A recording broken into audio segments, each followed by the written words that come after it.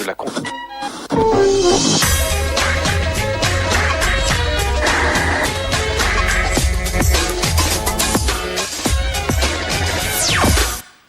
Salut à tous, samedi 12h45, plus clair, bienvenue pour toute l'actu média, les images, nos enquêtes, les coulisses et bien sûr nos invités. Au menu aujourd'hui, pour commencer comme chaque semaine, l'essentiel de l'infomédia en images et en 5 minutes. C'est notre Média Mix avec dans l'actu le grand retour de Patrick Sabatier. Ce sera cet été et sur France 2, il prendra la place de Nagui. Magali Lunel, le nouveau visage des magazines d'info de TF1, mais qui est-elle? Son portrait dans Plus clair. 10 jours sans télé. Qu'est-ce que ça donne? Régime sec pour 250 jeunes cobayes à Strasbourg. Bonne ou mauvaise idée? Le débat. Dans les coulisses d'une émission pas comme les autres, un grand show en l'honneur de Franck Ribéry. Ni match de foot, ni concert, ni documentaire, ni hommage. Un peu tout ça à la fois. Nous avons assisté à l'enregistrement au Zénith de Lille. C'était mardi.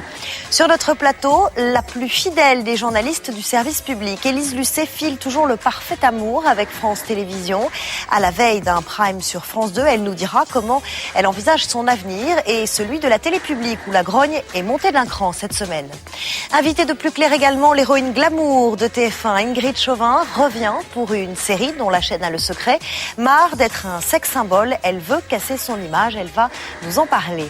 Et bien sûr, vos autres rendez-vous, le zapping, l'ITV Télé, cette semaine Amanda Lear et Denis Brognard, l'Observatoire des séries, la Webzone et notre télé des voisins.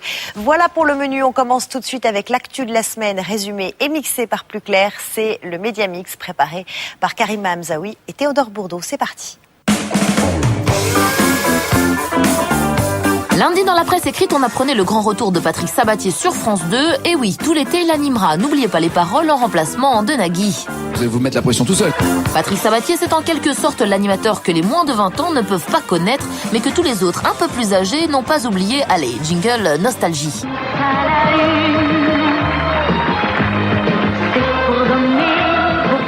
Depuis mars dernier, Patrick Sabatier anime à chacun sa vérité sur Cap 24, une chaîne de la TNT. Son arrivée cet été sur France 2 scellera peut-être un retour gagnant, mais un retour au cœur d'une polémique lancée par le journaliste Renaud Revel.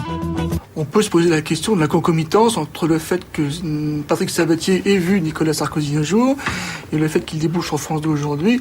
C'est un fait du hasard, mais c'est un heureux hasard. J'irai pas jusqu'à dire effectivement que là, le premier Nicolas Sarkozy est à l'origine de l'arrivée de Sabatier sur France 2. Mercredi sur Canal+, Nagui, le producteur de N'oubliez pas les paroles, répondait à Renaud Revel. Il est très honnête quand il dit « Je ne sais pas si c'est un rapport entre le rendez-vous et le résultat, le rendez-vous à l'Élysée ». Dont j'ignorais l'existence, mais je le crois, s'il le dit.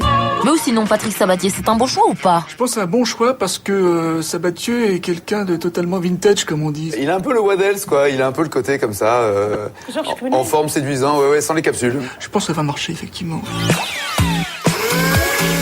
Mercredi, du nouveau dans le Mercato, Nicolas Demorand, l'animateur de la matinale de France Inter, et Daniel Picouli, qui tient les rênes de Café Picouli sur France 5, arriveront tous les deux sur France 2 à la rentrée. Ils devraient se partager un vendredi sur deux, la seconde partie de soirée en lieu et place de Guillaume Durand et de son émission Esprit Libre. Guillaume Durand, qui devrait prendre la place des secrets d'histoire de Stéphane Bern le dimanche après-midi. Toujours sur France 2, Julien Courbet pourrait arriver en tant que producteur ou animateur de l'Access Prime Time. Pour l'instant, rien n'est fait, mais son projet tiendrait la corde. Enfin, sur M6, le talk show de Marc-Olivier Fogiel, T'empêche tout le monde de dormir, s'arrête. L'animateur va se lancer avec la chaîne dans un nouveau projet. Mardi, le combat de la semaine en termes d'audience opposait deux émissions programmées en seconde partie de soirée. À gauche, sur France 2, faites entrer l'accusé. À droite, sur TF1, au cœur du couple.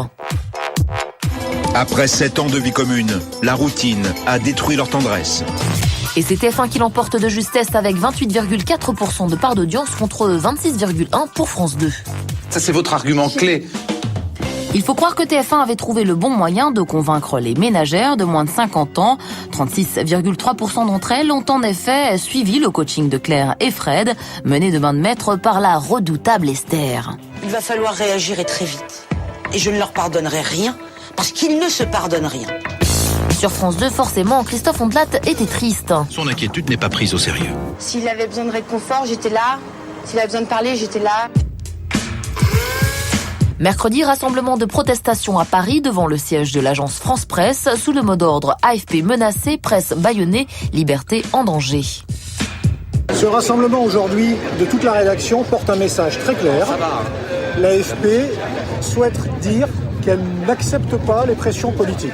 La semaine dernière, Frédéric Lefebvre, le porte-parole de l'UMP, reprochait à l'agence France Presse de ne pas avoir fait état de la condamnation prud'homme de Ségolène Royal. Derrière cette affaire, qu'est-ce qu'il y a? Le sentiment qu'au fond, les journalistes, c'est des perroquets, des boîtes aux lettres et rien d'autre. Non, un journaliste, il n'est pas là pour redire ce qu'un dit un homme politique, il est là pour voir si ce qui est dit est intéressant pour le grand public. L'agence France Presse, un des pôles publics d'information en France, n'en a pas fini pour autant avec l'UMP. Mercredi soir sur la chaîne Tout Info iTélé, voilà ce que disait Claude Goasguen, député UMP de Paris. On considère que c'est l'État. Ben non, c'est pas l'État, l'AFP. Une agence internationale, ça peut être une agence privée. Une privatisation de l'AFP, une nouvelle idée de l'UMP qui ne devrait pas plaire à ses journalistes. Mardi, écran noir dans les écoles de Strasbourg. Une expérience unique en Europe. 250 écoliers strasbourgeois font ce geste. Pas de télévision, pas d'ordinateur ou de console de jeu. Nous avons rencontré 2 spécialistes qui ont écrit plusieurs ouvrages autour de l'enfance pour savoir ce qu'ils pensaient de cette expérience, intitulée Le Défi et qui doit durer 10 jours. Ce que je trouve formidable dans cette expérience, c'est qu'elle invite à s'arrêter, à réfléchir, et puis les enfants sont obligés de choisir ce qu'ils ont vraiment envie de regarder, ce qu'ils ont moins envie de regarder. Ça ne sert à rien. C'est une nostalgie, mais le monde des enfants, aujourd'hui encore plus demain, c'est cette fenêtre ouverte sur l'univers qu'est la télévision, le multimédia, l'Internet. Il faut les éduquer au contraire. Tout couper, c'est comme vous dire on vient à la bougie. Non, ça ne marchera pas. Une expérience née du constat que les enfants en France passent 1200 heures par an devant leurs écrans et qu'un enfant de 11 ans a vu en moyenne 8000 meurtres à la télévision. Reste à savoir comment ces petits écoliers strasbourgeois auront relevé ce défi, affaire à suivre dans quelques jours. Lundi, la journaliste de LCI, Magali Lunel, faisait de nouveau parler d'elle dans la presse écrite. On sait qu'elle sera la nouvelle présentatrice du Droit de savoir à la place de Charles Villeneuve, et ce, à la rentrée prochaine sur TF1. Mais qui est-elle vraiment ? Ses débuts, Magali les a faits sur la chaîne Infosport en juin 2000, dans laquelle elle reste 5 ans. Elle y présentera, entre autres, Passeport, un journal de l'actualité sportive. À l'époque, déjà, Magali adorait les hauts tendances. Après Infosport, elle rejoint Eurosport puis LCI où en septembre 2007, elle co-présente le journal de la Coupe du Monde de rugby. C'est aussi à cette époque qu'elle travaille aux côtés d'Eugène Sacomano dans On refait le match. Alors Eugène, elle est comment Magali ? C'est une fille qui est mignonne, qui est vive à l'antenne, qui est intelligente et qui en veut vachement, qui est très courageuse. Depuis la rentrée, Magali Lunel présente les JT du week-end sur LCI et devrait toujours les présenter à la rentrée prochaine, en plus de son nouveau magazine sur TF1. L'Euro 2008, c'est le 7 juin au soir, mais ça commence dès la veille sur Direct 8 avec un drôle de programme, mélange de musique, de football sur une vraie pelouse et de reportages, tout cela autour de Franck Ribéry. La star des Bleus et du Bayern de Munich sera le héros d'un show inédit au Zénith de Lille. Ses proches, ses amis, ses artistes préférés sont venus participer à cette fête devant 3000 supporters déchaînés. L'enregistrement avait lieu mardi soir à Lille et les caméras de Plus Clair y étaient bien sûr. Reportage de Julien Dugast. Prenez vivement dimanche et son canapé rouge. Mélangez-le à Interville et ses défis. Et vous obtenez le Ribéry Show. Le Ribéry Show, c'est comme son nom l'indique, une émission entièrement consacrée à la star française du Bayern de Munich, Franck Ribéry. Enregistré à Lille mardi soir, ce show mélange musique. Ici, c'est Sheriff Halouna en répétition. Des démos de foot et des témoignages intimistes. Le tout avec pas 1, pas 2, pas 3, mais 4 animateurs. Il y a 2 binômes. D'un côté, Alexandre Delperrier et Arnaud Gidouin. Et moi, je m'occupe de la partie talk avec Florian Janton de RMC. Voilà. Donc c'est du passage de plat en zigzagant, mais tout est verrouillé. Surprise, ce spectacle à gros budget, vous ne pourrez pas le voir sur une grande chaîne hertzienne, non. Le Ribéry Show sera diffusé en simultané sur Direct 8, RMC et MSN.fr. On appelle ça le cross-média. Le tout rendu possible grâce à un équipementier généreux qui sponsorise l'événement. Une initiative en tout cas qui n'énerve pas notre JPP national. La jalousie ? Oh non, c'est pas le genre de la maison du tout. Non, mais je crois qu'il faut vivre avec son temps. À l'époque, c'était pas trop d'actualité. Maintenant, c'est sûr que les équipementiers ont pris une part importante, prépondérante dans la carrière d'un joueur. Et c'est tout à fait normal de suivre son jeu comme ça. moi je trouve ça plutôt pas mal. Un joueur en l'occurrence qui ne prend pas ce show pour des vacances avant l'Euro 2008. En coulisses, Franck Ribéry est presque aussi tendu qu'avant de jouer une demi-finale France-Brésil. C'est quand même quelque chose qui dure très longtemps, qu'il faut patienter, qu'il faut toujours être attentif, concentré. Moi je prends ça comme si je frappais dans un ballon. 20h25, l'heure de l'enregistrement est proche. Charlotte Savreux, habituée des plateaux douillets de Direct 8, prend la température. Rapide brief pour le milieu offensif. Donc Franck, globalement, notre entrée de scène se trouve ici, je vous montre vite fait. Mais de toute façon, tu t'inquiètes pas, il y a 12 caméras autour de toi. Où que tu regardes, on aura une image. Ça marche ? L'enregistrement du Ribéry Show peut commencer. Je vous demande s'il vous plaît de faire une ovation et d'accueillir Monsieur Franck Ribéry. À la taille. Un freestyle violent pour la scène des impacts. 62 virulent. Un enfant de la tête. La soirée. Dans le cas régie aux commandes des 12 caméras, Didier Fraisse, réalisateur récurrent de la méthode Coué, notamment. Madame Ribéry reste jusqu'au bout. Tout le monde, c'est nous la famille. On est belle. On est tous heureux, quoi. On est tous heureux d'être sur un terrain, comme on dit. Le problème, c'est que c'est trop court, les sujets. Je peux pas aller aux toilettes. 4h30 sans aller aux toilettes, dur. 1h du matin, l'enregistrement est enfin fini. T'as passé une belle soirée, c'était un bon moment, Franck. Je pense que je remercie à tout le monde qui ont pu être ce soir-là. Je sais que c'est pas facile. Et je remercie beaucoup le public. Et voilà, vive le Nord. Franchement, je suis très content parce que c'est super bien passé. Cross Média oblige, ça se regarde sur Direct 8, ça s'écoute sur RMC, ça se commande sur msn.fr, le tout en simultané le 6 juin à 20h40. Elle est aux commandes du Trésor de France 2 depuis 3 ans. Son magazine Pièces à conviction s'impose depuis 8 ans. Alors forcément un jour ça paye. Élise Lucet s'offre un prime time. Ce sera le 10 juin sur France 2, une émission consacrée aux seniors. Élise Lucet, c'est la longévité, la fidélité. Alors que pense-t-elle de cette télévision publique dont elle est le visage, une télé publique en pleine révolution? Élise Lucet est notre invitée. Bonjour, merci d'avoir accepté notre invitation. Bonjour Charlotte. Sur le plateau de Plus Clair. À nos 100 ans. C'est pas mal, non? C'est le titre du magazine qui va être diffusé le mardi 10 juin à 20h50 sur France 2. C'est une première, un prime time sur France 2 pour Oui, vous. c'est une première. En dehors des soirées électorales, bien sûr. Oui, ça c'est une autre histoire, mais oui, c'est une première. Le pari m'intéressait beaucoup parce que c'était une émission qui a à la fois du fond, beaucoup de reportages extrêmement intéressants et beaucoup d'humanité. Donc j'ai dit oui pour ça.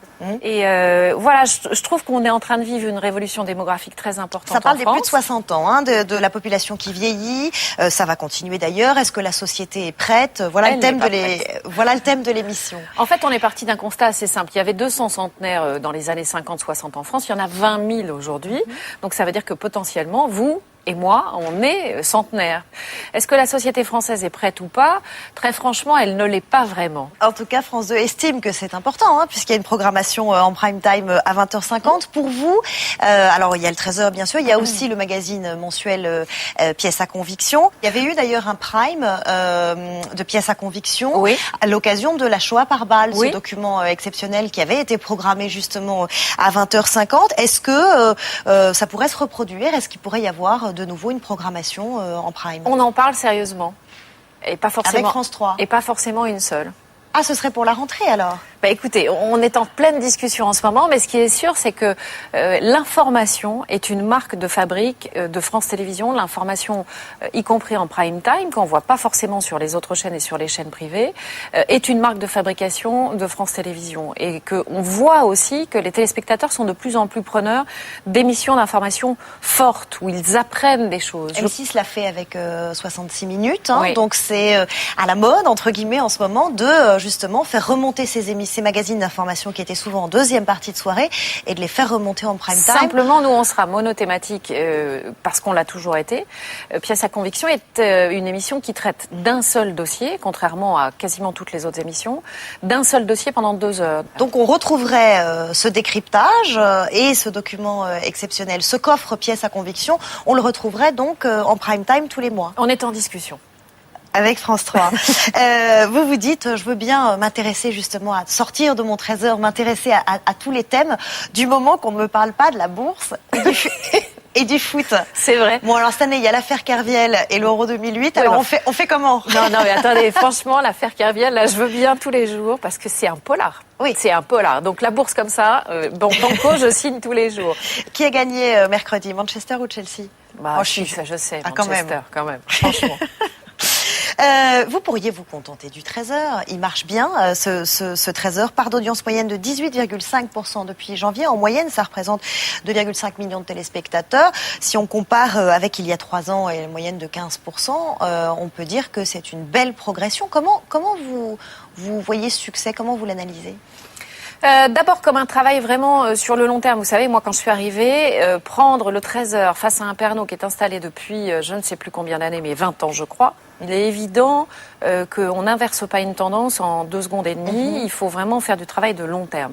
Ensuite, c'est un travail qui se fait avec toute une rédaction et je pense qu'il faut une adhésion de la rédaction, pas au sens je ne ferai jamais tout ça sans l'équipe qui m'entoure, etc. C'est pas ça. C'est qu'il faut qu'à un moment on fasse un journal qui nous ressemble et dont on soit fier. Et donc on essaie de mettre ça à l'antenne. C'est vraiment un journal qui ressemble à France Télévisions et dont on est fier. Comment utiliser les moyens, comment faire fonctionner la rédaction de France 2 et de France 3, c'est le sujet, l'inquiétude du moment. Précisément cette semaine, mercredi, la commission Copé proposait 3 pistes pour le financement du service public sans publicité et au même moment, débrayage à France 3 pour dire justement l'inquiétude des salariés. Laetitia Krupa. Mercredi, la commission Copé donne rendez-vous à la presse pour présenter ses conclusions sur le financement de la nouvelle télé publique sans pub. Mais avant même le début de la conférence, il y a des mécontents. Il faut dire que le matin, le journal Les Échos lance la polémique en annonçant que la redevance devrait augmenter de 14 €. Comme ont publié ce matin plusieurs journaux, nous savons déjà ce à quoi M. Copé réfléchit pour le financement de la télévision publique. Et pour tous les journalistes présents, 2 fois plus nombreux que d'habitude, c'est la même interrogation. Il y a des annonces d'un côté, il y a même des fuites. Alors on se demande si les fuites ne sont pas organisées. Il y a des démentis sur l'augmentation de la redevance, par exemple. Donc c'est vrai que là, on attend un langage clair. On espère que la commission saura le tenir. Au même moment, à France Télévisions, une partie des salariés est en grève pendant 1 heure pour écouter Jean-François Copé, qui d'entrée se montre offensif. Il y a eu ce matin, dans un journal économique, un article absolument surréaliste dans lequel étaient écrits des choses qui étaient totalement inexactes, sans fondement. En fait, l'augmentation de la redevance annoncée par les Échos est une des pistes de travail, avec aussi la taxation des fournisseurs Internet et téléphonie mobile ou la taxation de l'électronique grand public. Mais Jean-François Copé, lui, s'est déjà positionné. La redevance, Nicolas Sarkozy ne le voulait pas. Moi non plus. Je l'ai dit clairement, il y a plusieurs pistes, donc on va les préposer. Moi, je ne suis pas favorable à l'augmentation de la redevance, je l'ai dit très clairement, donc tout le monde est au clair là-dessus. Et du coup, à la fin de la conférence de presse, tout le monde est un peu dans le flou. C'est un peu le concours Lépine, cette commission Copé, cette foire aux idées. Il reste une interrogation majeure quand même, comment on finance le service public de demain, et à l'heure d'aujourd'hui, nous n'avons toujours pas la réponse. Il rame la commission là pour trouver des idées de financement. Ça se sent très bien. Il n'y aurait pas une telle usine à gaz, sinon avec 3 scénarios, alors qui ne sont ni exhaustifs ni définitifs. On se moque de qui Et c'est vrai que c'est cette formule de Jean-François Copé que tout le monde retient. 3 familles de scénarios qui ne sont pas exclusives, qui ne sont pas définitives, parce que vraiment, il ne faut pas le louper ça. Ni définitif, ni exclusif. N'écrivez pas que tout cela est définitif, ni que tout cela est exclusif.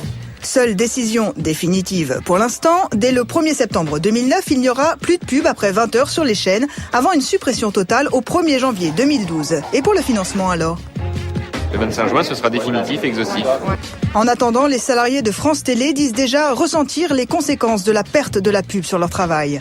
Oui, ça peut être des reportages à l'étranger qui se font plus difficilement parce que, comme vous savez, c'est très cher, les reportages à l'étranger. Sur l'information de France 2, très concrètement, il y a des choses qu'on ne couvre pas à cause de cette mesure qui est catastrophique pour l'instant.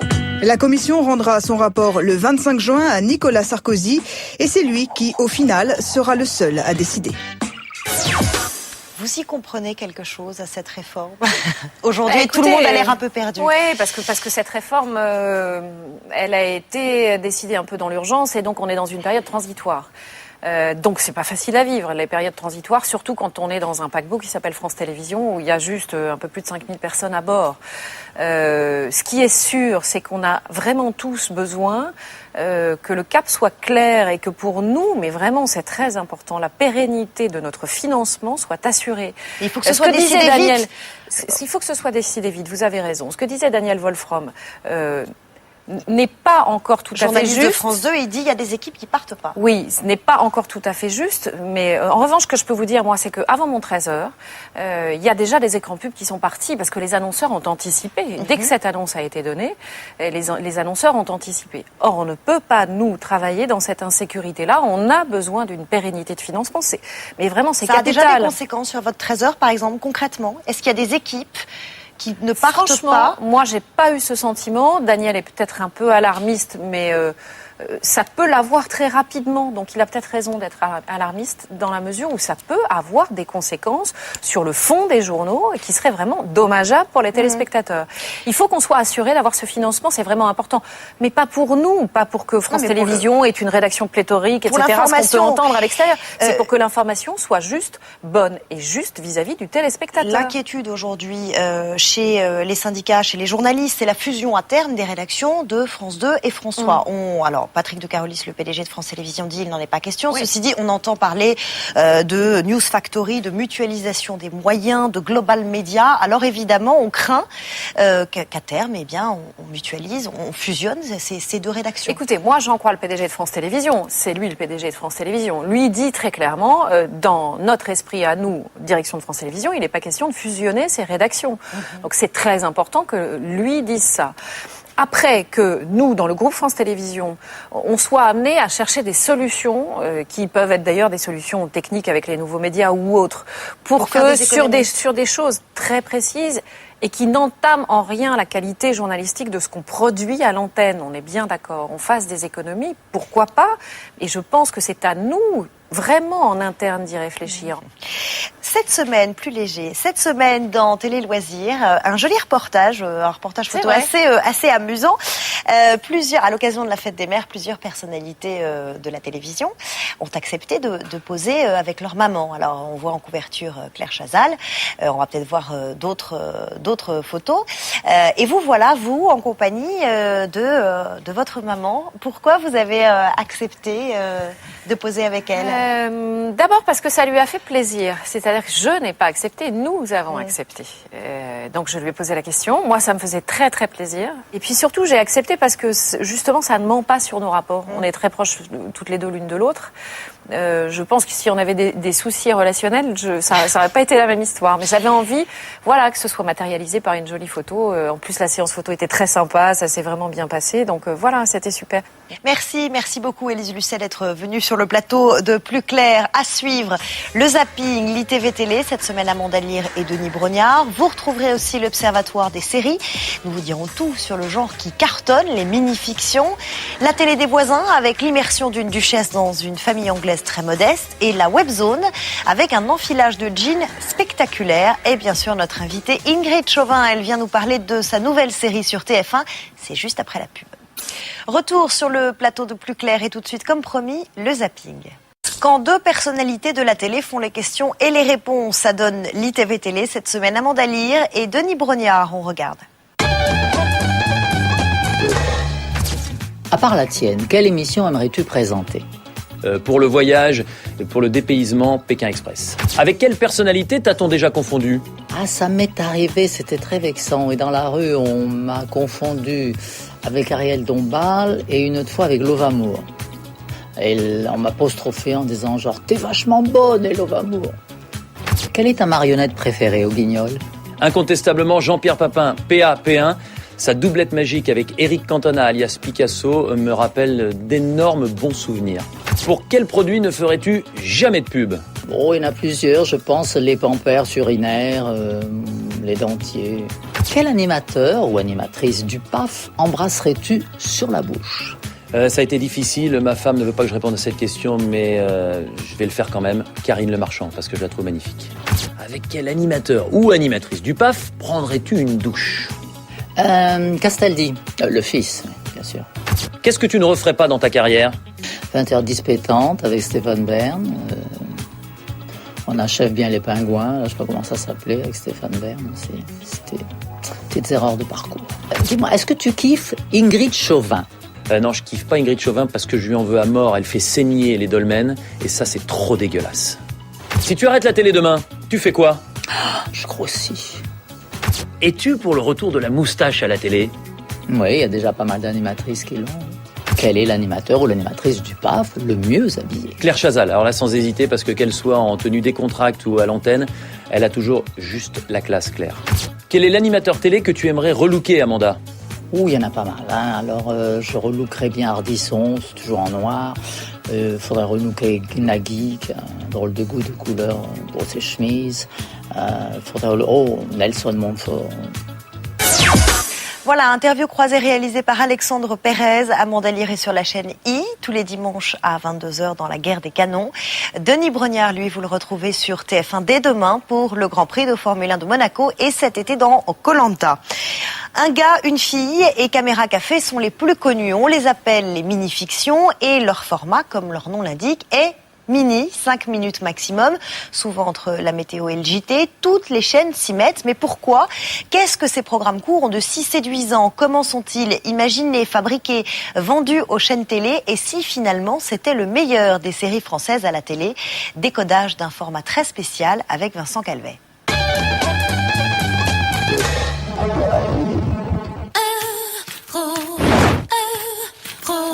En ce moment, à Paris se tourne la seconde saison de Palizzi. Mais avec Cannes, il y a encore des gens de Canal à Paris. Je suis flatté. Vraiment, je suis flatté, vraiment. Palizzi, c'est un programme court créé par Jean Dujardin et le comédien Arsène Mosca et diffusé sur la chaîne 13e rue, soit le quotidien d'un ancien truand un peu mytho tout juste sorti de prison. Allez, on s'en enquille et puis... Bon, il faut faire vite, l'équipe doit tourner 3 épisodes par jour. C'est surtout 3 par jour pendant un mois puisqu'on en fait 60. C'est très très fatigant. Ça va, allez, je mentirais si je dirais que j'ai une forme olympique. Pour moi, je disais toujours, c'est mon stage AFDAS, quoi. C'est-à-dire faire 10 minutes utiles, alors que le cinéma, on fait 1 minute 30 par jour. Moi, j'ai pas d'humour. Tu sais pourquoi Dieu a inventé le mariage ? Non. Parce qu'on n'a toujours pas inventé de lave-vaisselle qui suce. La mini-fiction, c'est un style de série bien spécifique à la France, des épisodes de moins de 5 minutes qui marquent les esprits, un format très couru depuis la fin des années 90 et le succès de Chouchou et Loulou. Et pourtant, à la base, Un gars, une fille, c'est l'adaptation d'un programme québécois hebdo de 26 minutes. On s'est tout de suite dit, il faut le faire en 6 minutes, il faut que ça soit quotidien. Bravo, bien joué. Il faut fidéliser le public, faire un rendez-vous. Il faut qu'un gars, une fille, ça fasse partie de la famille. Depuis, ce genre de format court est rentré dans les habitudes des téléspectateurs et des diffuseurs français. C'est vrai qu'on s'est fait une espèce de spécialité. Je veux dire, c'est vrai que M6 a fortement développé aussi ce type de format. Nous, TF1 les fait un tout petit peu plus court avec du parrainage. Mais c'est vrai qu'il y a en France une très très grande créativité. Toutes les chaînes se mettent à la mini-fiction. Sur Teva, Vous les femmes mettent en scène 2 trentenaires dans des situations burlesques. Bonsoir. Bonsoir. Et sur la chaîne Énergie Paris, Martin nous dévoile le quotidien d'un jeune père de famille. Dors bien, j'éteins. Papa, comment on fait les bébés ? Alors tu sais, il y en a une qui raconte très bien ce genre d'histoire, c'est maman. Sur 6 minutes, il n'y a pas un moment de relâchement, il n'y a pas une seconde de relâchement. Donc il faut des situations extrêmement précises, extrêmement explosives, des enjeux extrêmement forts. Donc ça demande une maîtrise de l'écriture et de l'actorat absolument exceptionnelle, très concentrée. Et quand c'est réussi, ces mini-fictions peuvent finir sur grand écran. Il y a eu Caméra Café, devenu espace détente au cinéma. Actuellement en préparation, des versions ciné de Samantha et de Kaamelott. Qu'est-ce qu'il y a ? J'ai rien dit. Pour Palizzi aussi, on rêve déjà de cinéma. Évidemment, on a envie de le voir sur 1h40, évidemment. Et en plus, dans 1h40, on verra un passé, ce qu'on n'a pas le temps de faire dans le programme court. Mais avant de se retrouver dans les salles, il faut qu'un programme court ait eu le temps de se faire remarquer. Le problème, c'est que maintenant, on veut tout de suite le succès d'un gars, une fille. On oublie qu'un gars, une fille a commencé à 14% de part de marché. Pour atteindre 2 ans plus tard, une moyenne de 25%. En tout cas, restez vigilants, quelque part entre la météo et le JT se cachent peut-être des futures stars de cinéma. T'es un pote de Max ? T'es un pote de Max ? Cette semaine, on a pu découvrir sur le net les toutes premières images de nombreuses séries qui seront diffusées à la rentrée aux States. Alors voici le top 3 des nouvelles séries dont on n'a sans doute pas fini d'entendre parler. Fans de SF, réjouissez-vous, le genre est en ce moment à l'honneur, la preuve avec Dollhouse. This is cutting-edge science in a house full of hot chicks. Cette série nous plonge dans un avenir proche dans lequel plusieurs jeunes adultes se font reprogrammer la mémoire sans cesse. Did I fall asleep? For a little while. Par Joss Whedon, le créateur de Buffy contre les vampires. Eh bien oui, ils l'ont fait. Voici la suite des aventures de la jeunesse dorée de Beverly Hills. Mais attention, les temps ont changé. Cooler, sexier, more provocative. On peut dire que ça promet. À l'époque de Paris Hilton, ce spin-off de Beverly Hills risque vraiment de donner un sacré coup de vieux à l'original. La série sans doute la plus attendue de la saison prochaine a un drôle de nom, Fringe. What I've been seeing recently, I'm scared. I just want to go back to before. I don't think you can. Une agent du FBI recrute un scientifique et son fils histoire de résoudre plusieurs phénomènes surnaturels. Either you come with me, or I let certain people know your whereabouts. What time do we leave? C'est le nouveau bébé de J.J. Abrams, le créateur d'Alias et de Lost. 15 ans après X-Files, la chaîne Fox espère bien tenir là le hit de la saison prochaine. Réponse au mois de septembre. Qu'on se le dise, Ingrid Chauvin n'est pas un sex symbole. Ah bon? Pourtant, elle est toujours aussi séduisante pour son retour sur TF1 3 ans après Dolmen, mais l'actrice en a marre de passer pour la bimbo de service. Ingrid Chauvin, héroïne de la mini-série La Main Blanche, explore un nouveau registre, l'occasion pour elle de se défaire des étiquettes. Elle est venue nous en parler sur le plateau de Plus Clair. Bonjour Ingrid Chauvin. Bonjour. Et merci beaucoup d'être venue sur le plateau. Merci de m'inviter. Lundi, 20h50 sur TF1, La Main Blanche. Ouais. C'est le premier épisode de ce qu'on appelle une mini-série qui va en compter 4. Retour du couple star Ingrid Chauvin, Bruno Madinier. On est 3 ans après Dolmen. Est-ce que c'est la saga d'été avant l'été? Ah non, pour le coup, non, c'est vrai qu'il y a beaucoup de personnes font l'amalgame avec Dolmen. Il y a vraiment que nos retrouvailles à tous les deux qui peuvent laisser supposer ça. On est dans une mini-série, dans un registre complètement différent. Donc, je dirais qu'on est plus dans un thriller romantique. Ouais, on va parler de l'histoire, mais il y a quand même certains points communs. C'est vrai que vu de l'extérieur comme ça, on se dit TF1, le couple Ingrid Chauvin, Bruno Madinier, la Bretagne, on se retrouve en Bretagne. Il y a une histoire d'amour, donc il y a quand même beaucoup de. Est-ce que c'est les ingrédients d'une recette qui fonctionne parce que ça avait plu au public? C'est vrai que ça avait plu au public, mais en même temps, c'est complètement différent. Ouais. Pour le coup, c'est un vrai thriller. L'histoire romantique, elle est vraiment sous-jacente. Elle existe, mais voilà, elle est tout en retenue, tout en pudeur. Et donc, c'est complètement rationnel, l'histoire. Il n'y a pas d'effet surnaturel, ni rien du tout. Il n'y a pas de dolmen qui saigne. Non, du tout, du tout. Le pitch de La Main Blanche, vous le disiez, c'est un thriller romantique. Vous jouez une anthropologue qui vient prêter main forte donc en Bretagne au capitaine Frank Merker, flic qui enquête sur une affaire mystérieuse de disparition dans les marais salants de la région de Guérande. Vous vous appelez Marion Ravel. On va regarder un petit extrait et puis on en parle juste après. Okay. Regardez la trace de l'hématome au niveau de l'annulaire. C'est la trace laissée par l'Alliance.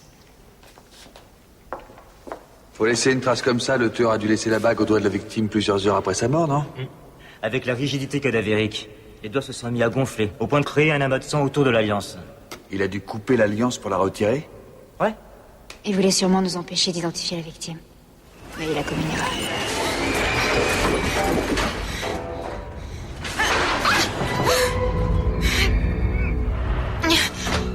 Marion, j'arrive. Marion, attrapez-moi. À l'époque de Dolmen, on vous avait élu avec Bruno Madinier le couple le plus sexy de l'été. Là, on vous retrouve tous les deux. Est-ce que vous deux à l'affiche, c'est finalement la formule gagnante, le truc qui marche à tous les coups? J'espère. Non, mais pour TF1, j'imagine que TF1 y a pensé. Est-ce que vous pensez que c'est pour ça qu'ils vous ont remis tous les deux à l'affiche du même film? On va dire que, je sais pas, peut-être que c'est un tendre hasard. Mais par contre, nous, quand on a lu en fait cette histoire, on n'était absolument pas au courant de qui allait être notre partenaire. On a été chacun séduit par l'histoire en elle-même, et après on nous a dit voilà, Mais le casting était fait, quand même. Oui, il était pensé. Oui. Il était pensé. Oui. Ouais. Vous êtes l'une des actrices les plus populaires de la télévision. Qu'est-ce qui fait justement que vous êtes si populaire, cette image, ce style Ingrid Chauvin? On va regarder ce que ça donne en image avec Vincent Calvet. Bon, au cas où vous ne l'auriez pas remarqué, il y en a beaucoup qui aiment bien Ingrid Chauvin. Est-ce que tu kiffes Ingrid Chauvin? Oui. Je la kiffe grave. Je kiffe vraiment Ingrid Chauvin, j'aime beaucoup, je l'adore, je l'aime. Cette comédienne abonnée aux énigmes provinciales de TF1 revient lundi soir dans La Main Blanche. Et c'est normal si tout le monde l'apprécie. Le style Ingrid Chauvin, c'est d'abord un regard plutôt baladeur.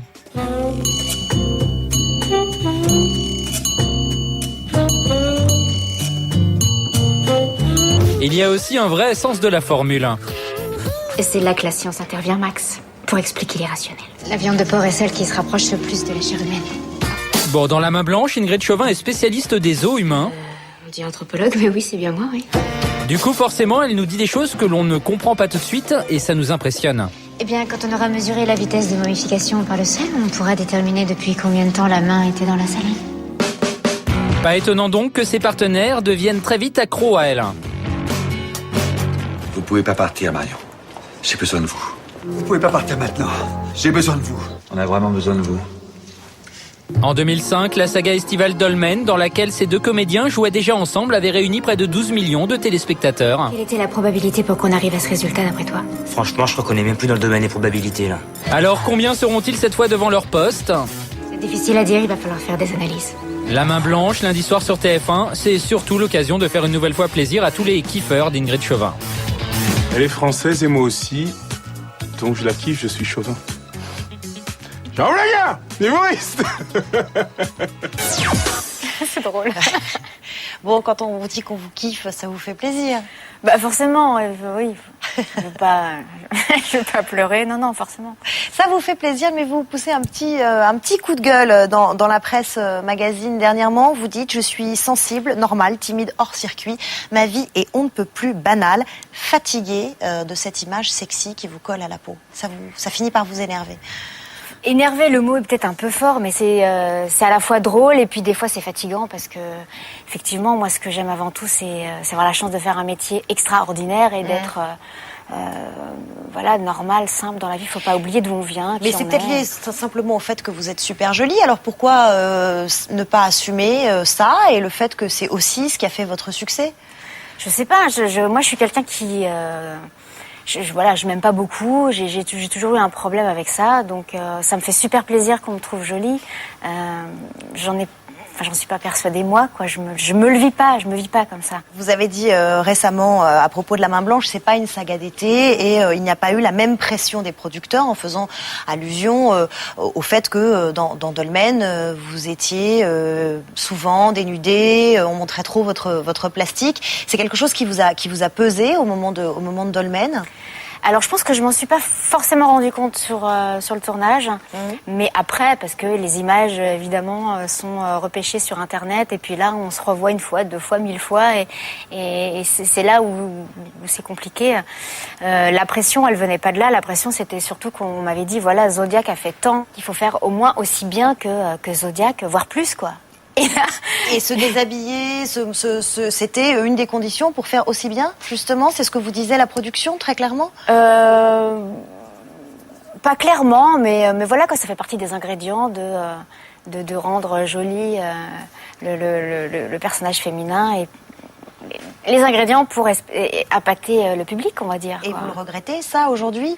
Parce que ça s'est retourné contre vous, après. Je le regrette pas, non, j'ai pas envie de regretter les choses, c'est fait, je m'en sors plutôt bien, j'ai la chance de travailler, j'assume, voilà quoi, je vais pas me plaindre. J'ai été voir en tout cas votre site officiel qui s'appelle ingridchauvin.fr et là, on vous retrouve dans une superbe animation avec des photos encore très sensuelles, accompagnées des mots féline, solaire, troublante, insoumise, intense, provocante, câline. Est-ce que ça risque pas, encore une fois, d'entretenir un petit peu cette confusion, justement? Mais là, en fait, c'est simplement la première mise en page, en fait, le welcome du site. Je suis en train de préparer les montages des pièces de théâtre que j'ai pu faire, des choses complètement différentes, justement où on ne me connaît absolument pas. Et ce sera la surprise. Voilà, ça c'est Ingrid que vous connaissez, qui vous a marqué, et venez me découvrir autrement. Bruno Madinier, votre partenaire à l'écran, il dit de vous que vous êtes bien meilleur aujourd'hui qu'à l'époque de Dolmen. Qu'est-ce que vous pensez avoir gagné en 3 ans? Un peu plus de sérénité. Merci beaucoup en tout cas d'être venu nous parler de vos projets et de votre actualité. La main blanche, c'est lundi à 20h50 sur TF1 avec Bruno Madinier. Merci beaucoup. Quand Sarah Ferguson milite contre les kilos, elle ne le fait pas à moitié. Déjà ambassadrice pour une marque de produits diététiques, la duchesse d'York a passé 6 mois en immersion totale dans une famille défavorisée pour leur apprendre à mieux se nourrir. Adieu son appartement de New York avec vue sur Central Park. Bienvenue dans une chambre d'hôte pour routiers, sujet de rêve pour une émission de télé. Ça donne un doc diffusé cette semaine sur ITV. Laetitia Krupa.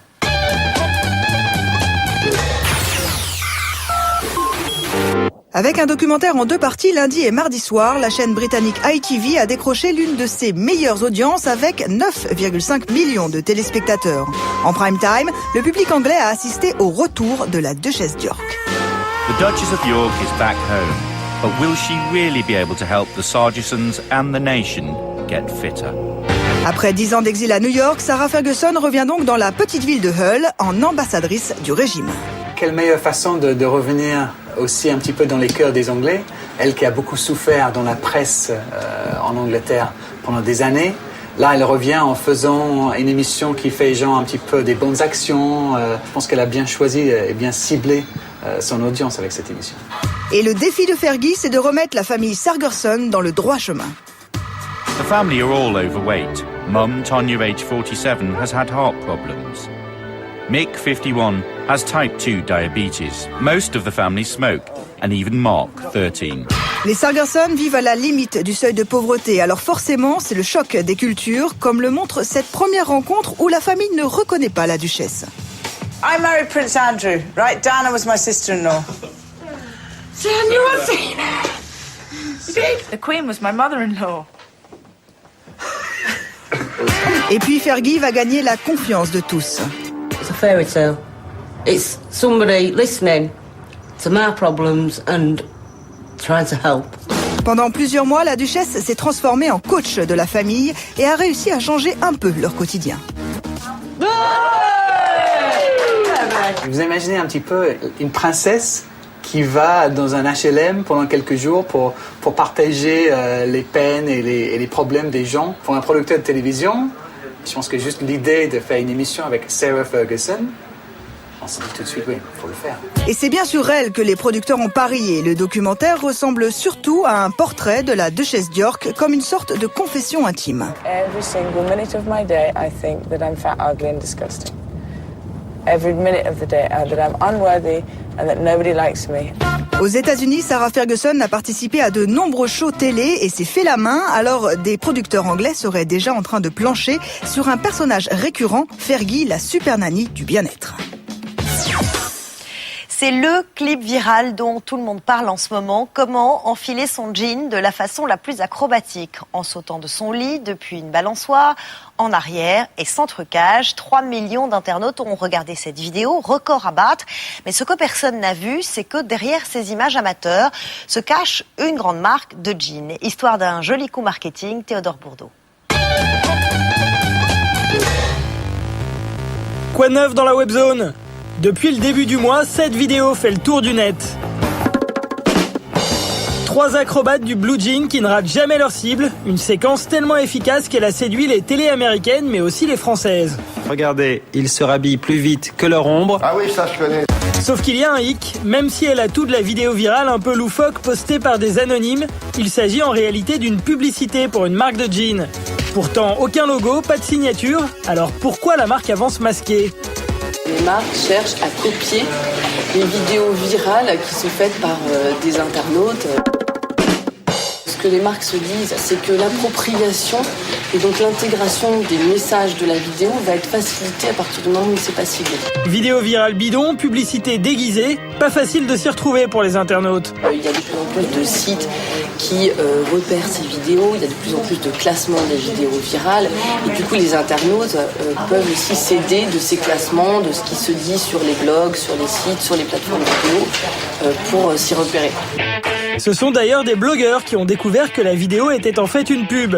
Ils ont fait le rapprochement avec 7 autres spots pour une marque de lunettes de soleil cette fois-ci. Et comme par hasard, derrière les deux vidéos, on trouve la même agence de pub américaine.